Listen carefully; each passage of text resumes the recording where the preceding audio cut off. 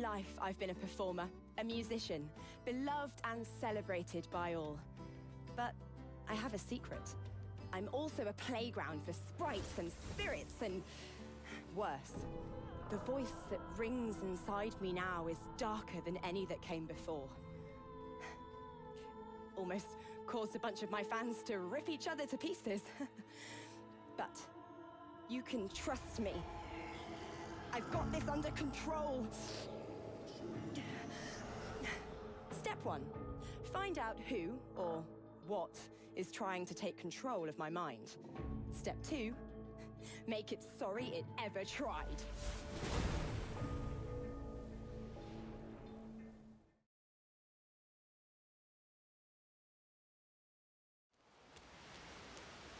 The child has a small mirror in his hands.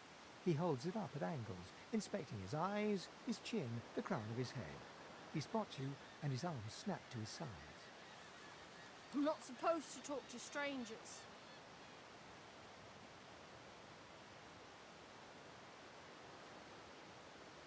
Hi, Lohse. I'm Tam. Are you a sorcerer too?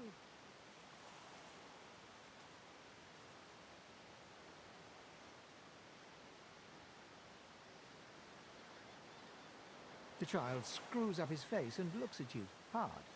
He holds up his little mirror and peers into it, inspecting your reflection. His eyes go wide. The mirror falls and shatters on the rocks below. I have to go. The boy begins to cry. Leave me alone. Leave me alone. Leave me alone.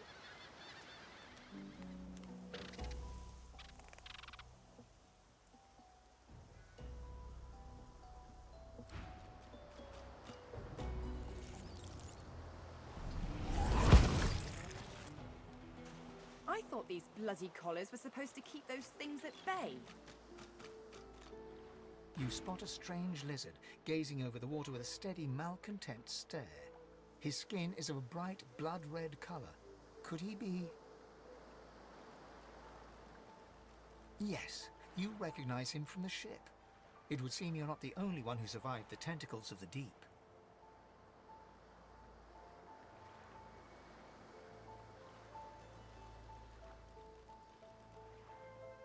The lizard turns about with the graceful ease of a dancer, or a duelist.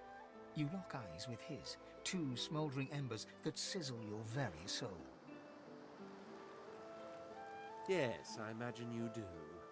You're made of sterner stuff than I first gave you credit for. Chances are I wouldn't have survived the shipwreck had you not returned to the aid of your fellow passengers down in that dreadful hold.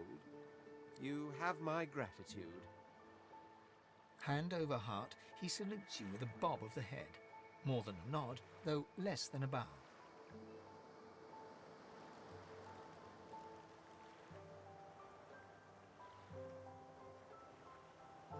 My gratitude is worth a great deal, if only you'd realize it.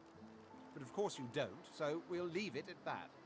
Now then, if there's nothing further... I'm sure I don't mean to sound condescending, but I had thought it quite self-evident I was gazing out over the waves. He sighs dramatically. Tell me, what do you see when you cast your glance over this ocean? A consciousness. Very good. And the water it may drown in. Life and death. Why not? He looks out over the water once more, and so do you. A few tranquil moments pass as the waves lap against your thoughts. As for myself, when I consider this vast expanse before us, I see an empire. I see continents dotted with mighty cities. And shimmering along the soft curve of the sea's horizon, I picture the palaces that formed my paradise. Lost.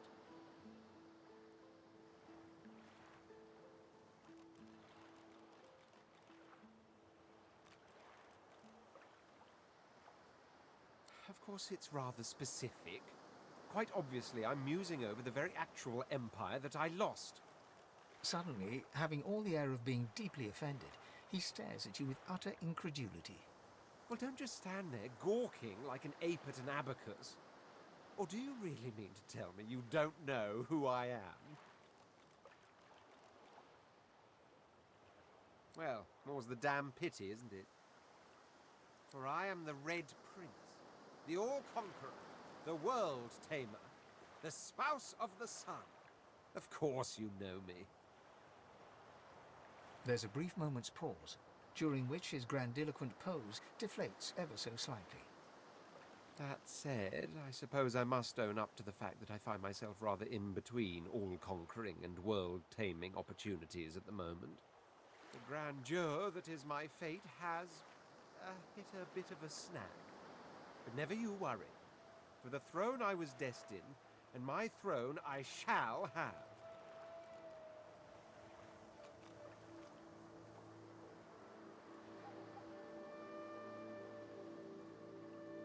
This and that. Tag along. Do you really mean to compare the fate of an empire to whatever foibles you seek to fix? On the other hand, I really could do with a dog's body. And you've already proven to be trustworthy enough. You came back for the others on that ship after all. Fine, I accept. On one condition. For reasons I'll not disclose right now, it is imperative that I should meet with a dreamer, one of the mystics of my kind. I've reason to believe one of them may be present on this island. Promise me we'll look for him, and I'll extend you the blessing of my company. You do tend to beat around the bush, don't you? Oh well, that wishy-washy answer will have to do then. So, now that that's settled, first things first. Even if you are as versed in the art of eloquence as I am, that our swords will be doing a lot of the talking from here on out goes without saying. As a born fighter, I prefer the perfection of the blade myself. But I'm well acquainted with the secrets of magic, and yes, even subterfuge. What say you? Wizardry is embedded in my nature as deeply as the instincts to breathe and drink and mate. The dominion over fire suits me best, truth be told, but there is no school of magic I cannot master.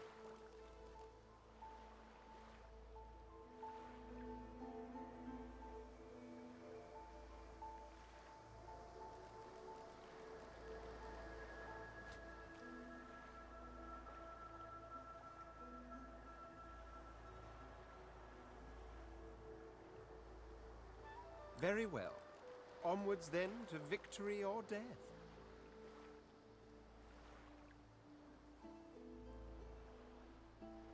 The Red Prince nods and gives you a smile that wavers ever so delicately between courtesy and contempt. Now, as you're aware, you'll be traveling with a prince. Proper forms of address include Your Majesty, Your Royal Highness, or if you're feeling particularly frivolous, My Lord. As your luck would have it, I seem to be fresh out of luggage, so you won't be required to carry my belongings. Of course, there are other forms of protocol to bear in mind, but I'll see to it you'll pick up the rest as we go. So,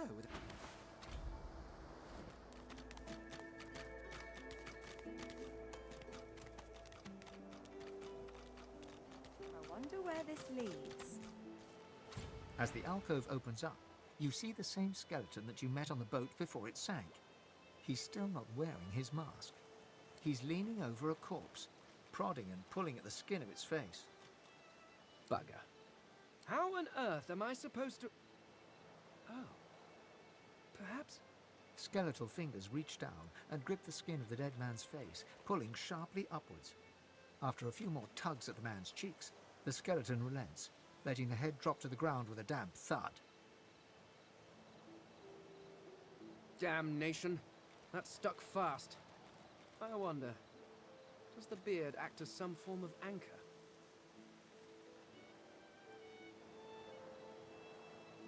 Ah! No! Stay back!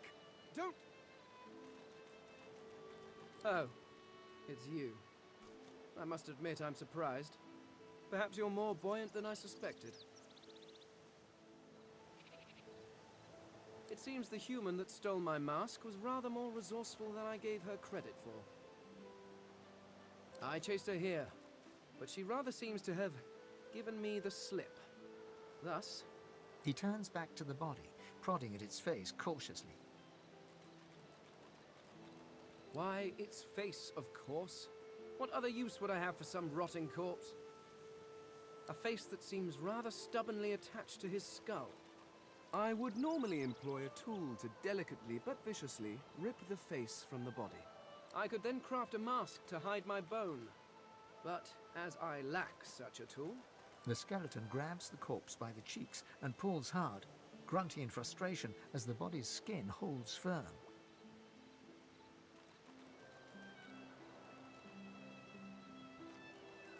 carved?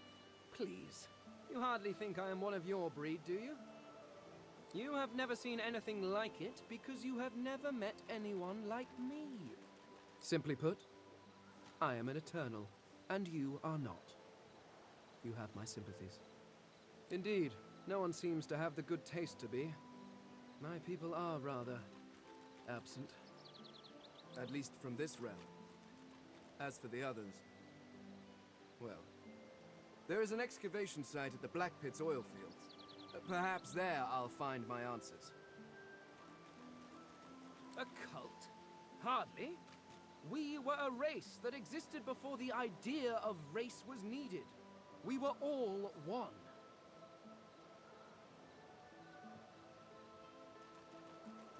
I could ask you to imagine an Eternal as a creature of incredible intelligence and skill, but I fear the limits of your imagination would not do us justice. We studied the mysteries of the universe. We created works of great art. We disappeared, but I will find them. Wherever they are, I will find them. We will have our world again. Well, that hardly seems relevant. But if you must know, I was inconvenienced for a time. Several centuries, in fact. Or perhaps millennia. One tends to lose track. I was sealed in a tomb for daring to be curious about the world. It seems our king did not agree that the universe should be explored to its full potential. Perhaps I should thank him. It seems I was spared whatever happened to the others. I wonder if flowers would be appropriate.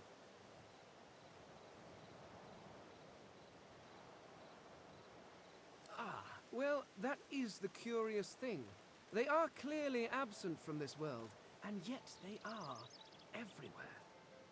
Every one of your races resembles them in some manner, and the statues you have built to your gods look remarkably familiar. Perhaps my people have ascended to some new realm, or perhaps your gods are merely a folk memory. Regardless, they are not here, but I will find them. Wherever they are, I will find them.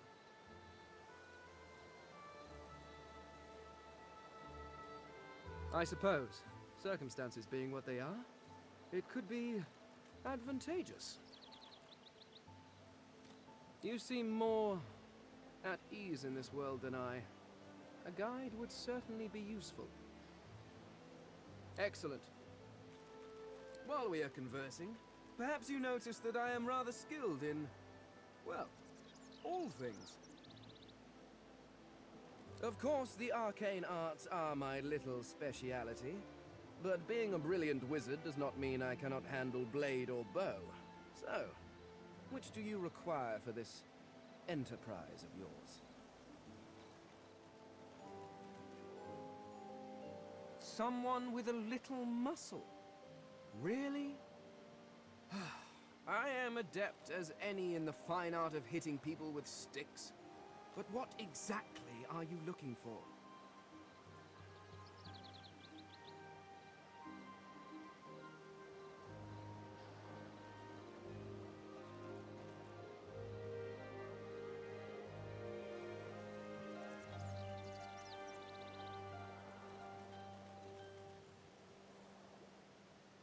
I could do that with one hand behind my spine. Now, shall we get on? There is rather a lot to see. Splendid. Very well. Let's be off.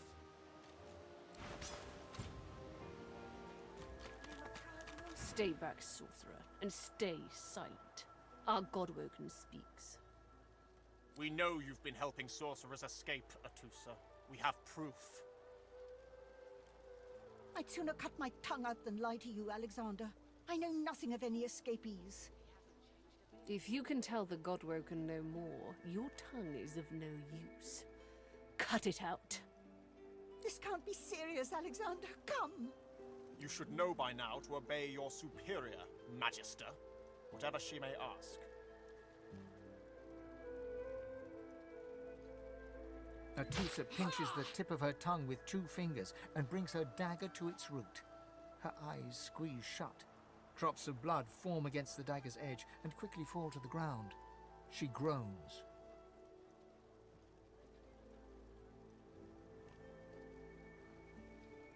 Stop! My father, may his soul rest in peace, would be disappointed in you, Atusa. To think you would lie to his only son, your bishop, and your friend these many years. The fate of our realm hangs in the balance. If you will not help us save it, then you will help the Void destroy it. Dallas? Yes, Your Holiness? I believe we're done here.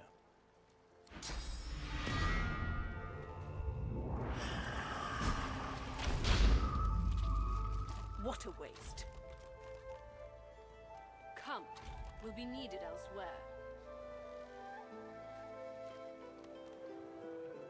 The Lizard Magister, or what's left of her, lies in a puddle of gore.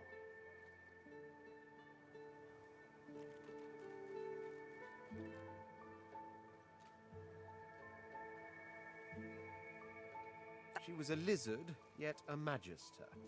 No matter her reasons, her penalty was fair.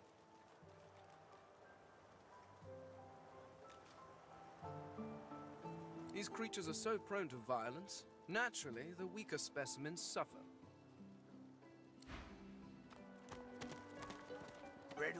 As you approach the blacksmith, you feel a bony hand on your arm. Fane leans in and whispers in your ear. If it would be acceptable, I have an inquiry for this human. It is of a personal nature. And if it would not be acceptable, well, that would render this entire conversation rather awkward. Fane approaches the blacksmith and quietly speaks to her. You can't overhear much, but he seems to be gesturing towards her head an awful lot. Fane's words are quiet, but you hear the blacksmith repeat, "Face ripper," in shock. She slowly starts to back away. What is it with creeps like you and Master Niles? I told him to slither back to his dungeon, and you can get too, freak! Fane backs away, scratching his head. It seems that didn't go as he'd expected. He is lost in thought, though. She must have said something he found interesting. Amidst a crowd of screws, bolts, and scraps of metal, the woman is manipulating a glove-like contraption fitted with 5 long metal skewers. She doesn't look up as you approach. And what you after? I ain't. Just seeing how it's made. She's clever, Dallas. Made these herself, for those bodyguards of hers. She looks up. You looking to buy something? Found it in the scrap heap not so long ago. We used to know each other back in the day, you know. Dallas and I. Never knew her to be much of a wrench head back in the day, but once she joined the Order, she started turning out all manner of oddities. She nods once. You looking to buy something? Or do you just want to waste my time with a whole lot of questions? Your grift teaches you to bully others. Pathetic. You keep his name out of your mouth. For you? Hell no. Have you, cud? Disgusting. Just like all your kind. Disgusting like theft. Disgusting like threat. Worthy is exactly the right word. You know, someone who's proven himself might earn my time of day.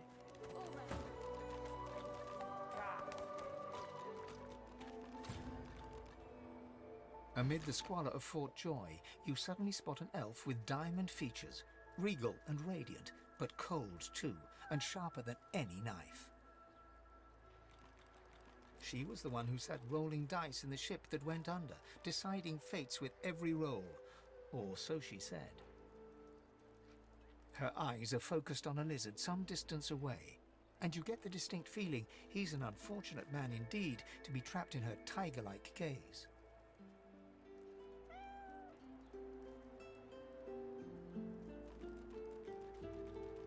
No sooner have these words left your mouth than she turns about and grabs you in a stranglehold.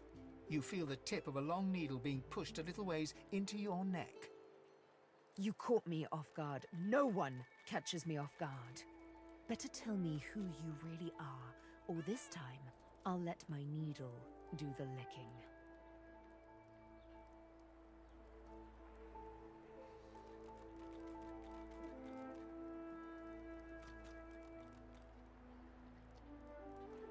There is no fame here, and no melodies either. Only the accursed. A push, a pivot, and now you suddenly face her. The needle still all too deeply embedded in the side of your throat. Despite the precariousness of your situation, you notice something that remained undetected in the gloom of the ship. A flaw in her diamond features. A curiously shaped scar on her left cheek.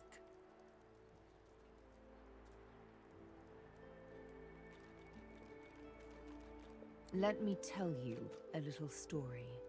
Once upon a bad old time, a lizard cut this thing, this living scar, into my cheek. The mark of a slave. But now I'm free, of sorts. And I've traced that lizard here to Fort Joy. I intend to raise the subject with him.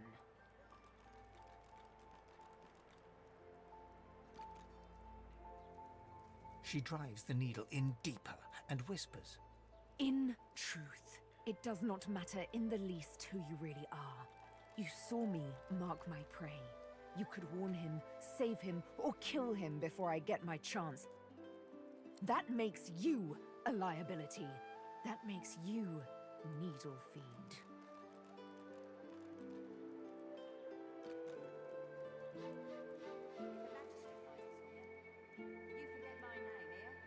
A bright sparkle of laughter follows your proposal. Ha! How amusing. I admit I had not seen that twist coming. I was certain the pitiful begging was about to begin. Make your case and do it quickly. Why should I join you?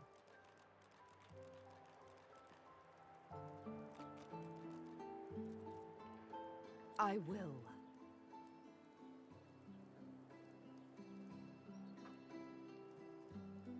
And so you seek to escape? How you do tickle me.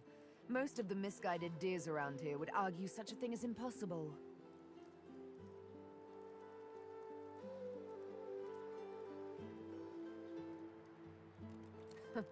Well played.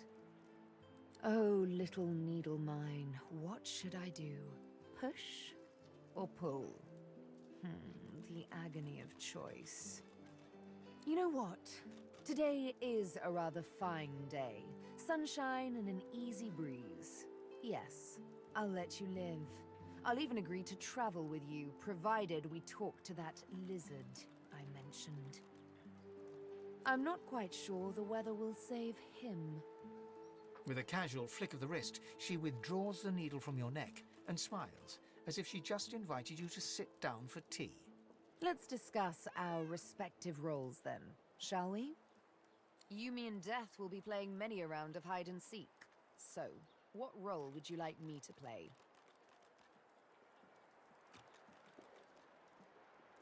As a rogue, my speciality is stealth, the quick silence of the dagger striking unseen.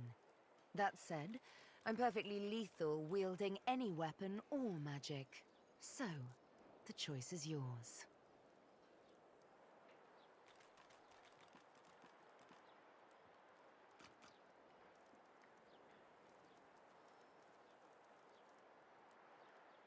Suits me fine. Lead on, or better yet, let me take the lead. Then follow me. You're not quite certain you'll ever sleep soundly with Sabine in any sort of proximity, But at least she's on your side, for the moment.